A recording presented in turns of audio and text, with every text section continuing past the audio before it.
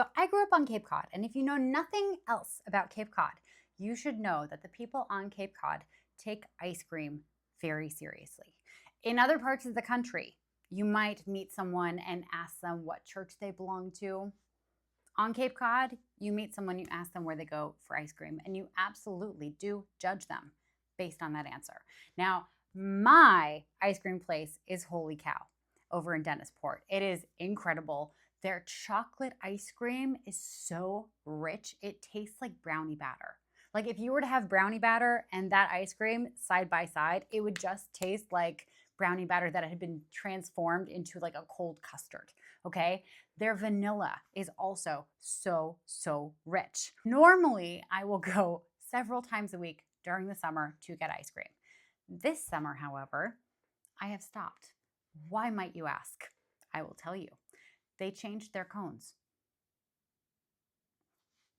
They changed their goddamn cones. When you become a regular customer somewhere, there is a ritual to it, right? So several times a week over the last couple summers, I would think, oh my God, I could really use like a sugar cone with a scoop of vanilla ice cream and then a scoop of chocolate ice cream on top because I loved being able to like lick the ice cream and get both the vanilla and the chocolate together without a spoon.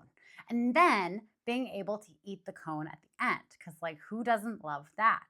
Well, the powers that be at Holy Cow decided to upgrade their cones to fresh made waffle cones that they do fresh for every single order, which sounds like a good idea, right? Great for the business because they can charge for those upgraded cones. And like, who doesn't like a waffle cone? Except when you take a waffle cone that is just freshly made and hot off the press, literally, and you roll it into a shape of a cone and then you put ice cream in it, it doesn't have enough time to harden. So, what would be a very enjoyable experience with a cone that has like structural integrity, you no longer have. So, in the beginning of the summer, after they made this change, I went a couple times. And both times, I'd get my ice cream, the cone would be like squishing as I held on to it. And then the whole thing would just fall apart. And I'd have to like ask for a cup and like put in the cup. And then it was just a goddamn mess. And I couldn't have the experience that I wanted.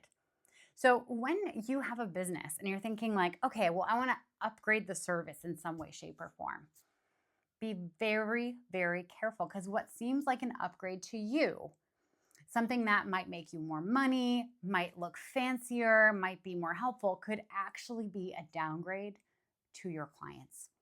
And clients, no matter how loyal they are, no matter how much they love your service or your product, once you interrupt that ritual, it's really hard to get them back until you go back to whatever it was that you were doing before. And if you are in the leadership at Holy Cow, I'm going to tag you here if you have social media.